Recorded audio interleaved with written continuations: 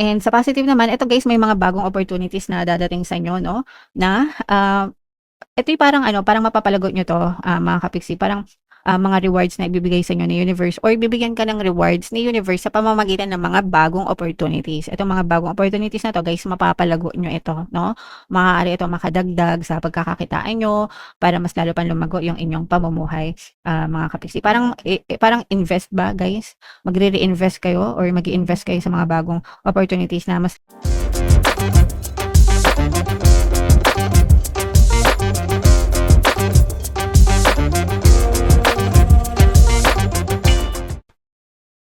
Hello guys, hello Aquarius. Welcome back to Pinoy Pixie Tarot. Ang pamagat ng episode natin for tonight is third quarter kapalaran para ngayong July, August, September para sa Aquarius, Sun, Moon, Rising sign and Venus. So, unahin natin tong deck na to guys. Ito yung mga angel messages para sa inyo ngayong third quarter. So, we have balance mga kapiksi, no? Yeah, so pag sinabing balance, guys, kailangan balanse palagi, no? Yung ating pamumuhay, guys. Palagi ko nga sinasabi sa inyo na you cannot appreciate light without darkness and you cannot appreciate darkness without light. And kailangan din natin magkaroon ng balance when it comes to our responsibilities and sa ating personal life, guys, no? Yung tinatawag na work-life balance. Guys, ibig sabihin, yes, meron tayong dedicated na time, energy para sa ating mga trabaho, pero kailangan din natin ng time para sa ating sarili, sa ating mga personal na kasiyahan, mga kapisi. Kasi kapag puro work, work, work, puro responsibilities, obligations, mafa-fatigue din tayo, guys, no? Ma-exhaust din tayo, mapagod din tayo. So, kailangan din natin ng time para makapagpahinga, para makapag-recharge din tayo. And lahat ng bagay guys ay ilagay sa tamang moderation, mga kapiksi. Okay? Para sakto lang guys, no? So, yan. Comment down below if naka-resonate kayo dyan. Another message para sa inyo. We have cycles, mga kapiksi. So, yan yung next message, guys. Everything has its right time. Honor the cycles of your body. Time into the moon's magic. So, pasensya na kayo guys kasi sobrang liit ng nakasulat. Pero yeah, lahat may kanya-kanyang time na sa buhay natin, mga kapiksi. Kung hindi pa hinog ang bunga, wag mo nang pitasin kasi madalas mapakla, mapait, 'di ba? So hayaan natin mahinog ng tama yung mga bagay-bagay sa buhay natin bago natin pitasin, mga kapiksi. So, i-honor natin kung ano yung nangyayari sa buhay natin right now. May kanya-kanyang stages yan. Sometimes talagang kailangan natin dumaan sa mga stage na negative, malungkot, sad, magulo. And then, dadating naman din tayo sa time na okay na tayo, blessed na tayo, strong tayo, pinagpapala tayo, 'di ba? Doon mo kasi maa-appreciate, guys, lalo yung mga magagandang nangyari sa iyo kapag ka napagdaanan mo na yung mga hindi magaganda. So may mga timeline talaga yan sa buhay natin and we have to appreciate all of those guys, lahat ng negative and lahat ng positive na nangyayari kasi para sa atin din naman yan, guys, okay? So wag kayong masyadong parang ano lang guys, 'di ba yung cycle of life ng mga paru-paro, 'di ba? Palagi ko yan sinasabi sa inyo, dumadaan sila dun sa mga stages ng buhay nila bago sila maging full-blown na paru-paro. Pero bago sila maging paru-paro, marami silang stages na pinagdaanan na masasakit, mahihirap para sa kanila. So, ganun din sa atin, mga kapiksi. And another message for you, Aquarius, we have, ito, innocence, guys, no? So, lahat tayo, guys, hindi porket matanda na tayo is hindi na tayo wala na tayong right or karapatan to have fun, no? So, kahit matanda na tayo, guys, kahit na may mga responsibilities and obligations tayo, meron pa rin tayong karapatan na maging masaya kagaya ng mga bata, di ba? So, wala naman yan sa edad, mga kapiksi. As long as hindi mo naman pinapabayaan yung mga responsibilities and obligations mo, di ba? It's okay to have fun paminsan-minsan, okay?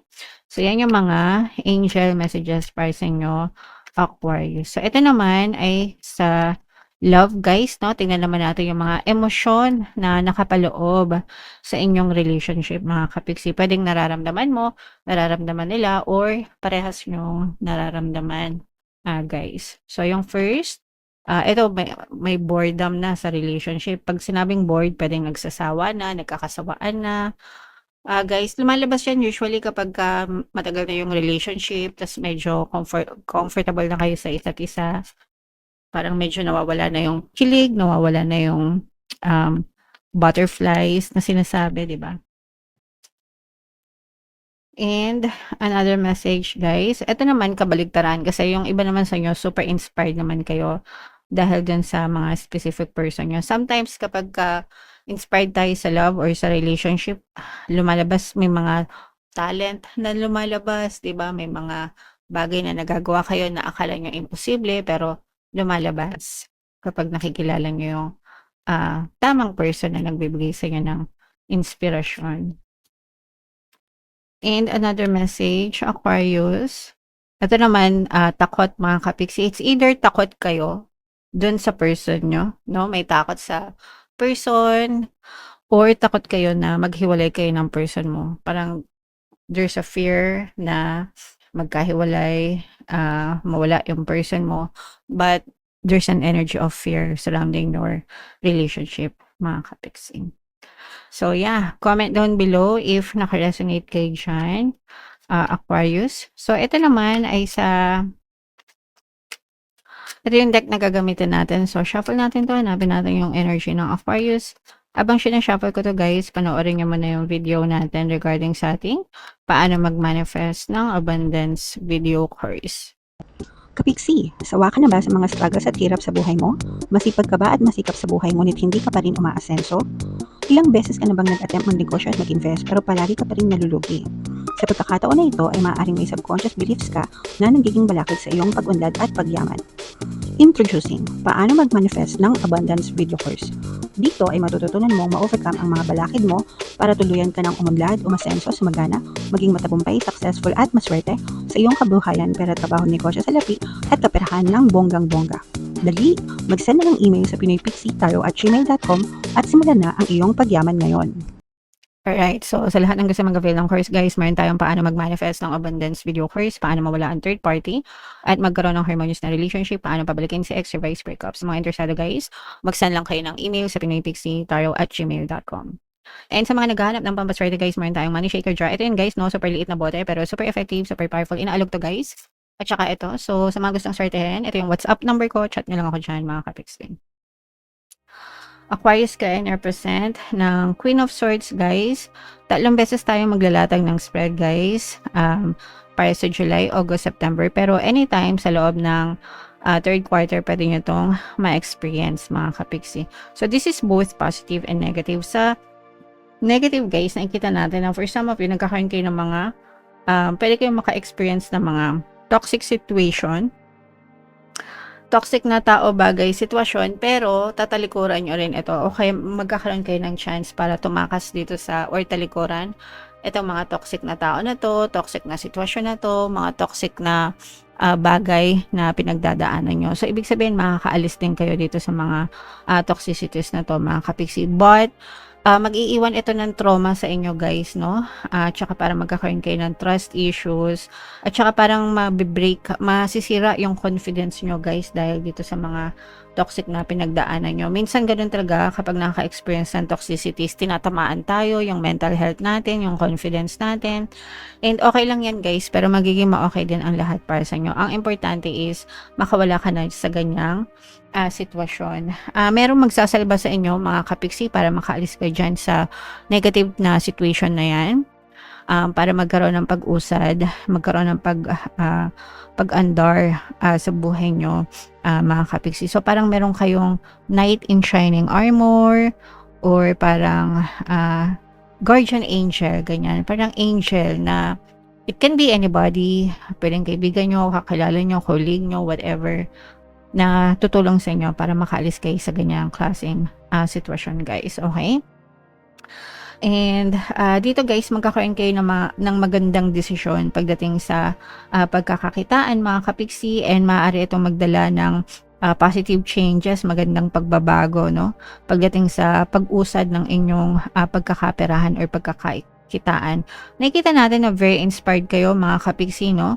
Parang mas magiging inspired kayo ngayon, mas motivated kayo na kumilos. Kung may mga plano kayo, kung may mga goals kayo guys, nandun yung focus nyo. Kasi nga, nasa third quarter na tayo ng 2026, no? So, parang meron kayong gustong simulan na bago sa buhay nyo, and right now makakapag-start na kayo dyan guys, okay? So very promising yung sitwasyon na yan para sa inyo, Aquarius. Alright, so what else? Tingnan pa natin. So dito guys, nakikita natin na sa negative, maaari kayong magkaroon ng conflict, konting issue sa ibang tao, lalo na pagdating sa pera guys, no? Kasi baka magkaroon kayo ng kunwari matakbuhan kayo sa pera, utangan kayo, o kaya naman kayo yung mangutang tapos hindi kayo makabayad. Pwedeng ganun guys, no? Pwedeng magkabaliktad. And pwede kayong magkaaway or masira yung relationship nyo nang dahil sa pera mga kapiksi. So, ito dapat yung bagay na iniiwasan natin, yung magkasira-sira tayo dahil sa pera guys, no? Mas priority dapat natin na ingatan yung relationship kaysa dun sa pera. Yung pera naman kikitain din naman yan mga kapiksi. Pero make sure na kung kayo yung may utang, make sure na magbayad naman kayo guys, no? Kasi naka-istorbo kayo, mga kapiksi. Sa panahon kasi ngayon guys, meron talagang baliktad. Kung sino pa yung umutang, sila pa yung palaban. Marami ako nababasang ganun. Parang sila pa yung makapalang muka. Galit pa pag siningil. So, sana wag kayong makatapat ng mga ganyan guys, okay? Alright. And sa positive naman, ito guys, may mga bagong opportunities na dadating sa inyo, no? Na, ito yung parang mapapalagot nyo to, mga kapiksi. Parang, mga rewards na ibibigay sa inyo ni universe, or bibigyan ka ng rewards ni universe sa pamamagitan ng mga bagong opportunities. Itong mga bagong opportunities na to guys, mapapalago nyo ito, no? Maaari ito makadagdag sa pagkakakitaan nyo para mas lalo pang lumago yung inyong pamumuhay, mga kapiksi. Parang invest ba guys? Magre-reinvest kayo or mag-i-invest kayo sa mga bagong opportunities na mas lalo nyo pang mapapalago yung inyong mga finances guys, okay? May mga mini manifestation din kayo. Eto guys, nararamdaman natin na very progressive yung energy nyo. Pasulong yung energy nyo guys, no, ngayong third quarter. Kung medyo naging mabagal yung first and second quarter nyo, Aquarius, etong third quarter parang mas magiging mabilis yung under ng inyong pamumuhay, lalo na pagdating sa kaperahan, guys. And sa relationship guys, no, ito very harmonious yung relationship nyo, hindi lang sa romantic love, even sa non-romantic love guys, lalo na yung mga relasyon sa family, within the family, within the community guys, doon na-develop yung very strong connection nyo sa isa't isa. So, kailangan i-mind nyo yan. Mas masarap talaga kapag harmonious yung relationship natin, mga kapiksi. Okay? Alright, so what else, Aquarius? Tingnan pa natin. Yeah, so ang hangad talaga ng iba sa inyo, meron talaga kayong personal goal na sa mga career, mga kapiksi. Gusto nyong umangat yung career nyo, gusto nyong ma-promote yung iba, gusto nyong ma-promote sa trabaho, gusto nyong ma-promote sa, or maging maganda yung business nyo, kung businessman yan. Kung mga freelancer kayo, gusto nyo maging maganda yung profile nyo. Kunwari makeup artist kayo, ganyan, gusto nyo mag-grow as makeup artist, whatever guys, kahit ano pa yung trabaho nyo or pinagkakakitaan nyo, pero ang goal nyo talaga is personal, no? And personal na growth para sa inyo, para sa career nyo. And bibigyan kayo ng chance ni universe para talagang ma-achieve nyo, para maramdaman nyo na unti-unti na kayong gumagaling, unti-unti nang umaangat yung skills nyo, nagle-level up guys. And syempre kapag nagle-level up yung skills, kasabay niyan, nagkakaroon din niya ng level up pagdating sa pagkakakitaan, mga kapiksing. And dito guys, mararamdaman mo talaga yung pag-aaruga sa'yo ni universe guys. Meron kayong mga mini manifestation kagaya ng sinabi ko sa inyo kanina. If meron kayong mga mini manifest, mga kapiksi, mararamdaman nyo na unti-unti siyang natutupad. May mga dasal, no, na unti-unti nakikita nyo mga signs na ito yung dinadasal ko, ganyan. So dumadating na siya. Kailangan maging kayo present, no? sa pagtanggap ng mga pagsagot sa mga dasal nyo, mga kapiksing. Okay? So, and eto guys, parang nararamdaman natin na you are trying to protect yourself, preserve your peace. Mga kapiksing, importante yan. Naalagaan yung sarili, self-love, self-care, yung kalusugan din guys, no? Kailangan you have to prioritize your own health, guys, din. Okay? So, healthy body, healthy mind, healthy body. Okay, so napakaganda, super positive, although may mga negative din, pero syempre guys, doon tayo palagi magfo-focus sa positive mga kapiksi. So, comment down below if naka-resonate kayo dyan, Aquarius, lahat ng mga magaganda, i-main nyo na sa comment section. And for more tarot readings, ito yung playlist nyo, ito naman yung ating success stories ng paano mag-manifest ng abundance video course. Panoorin nyo itong video natin guys about money shaker jars. Thank you for liking, sharing, and subscribing. See you next time. I love you all. Have a nice day. Bye-bye.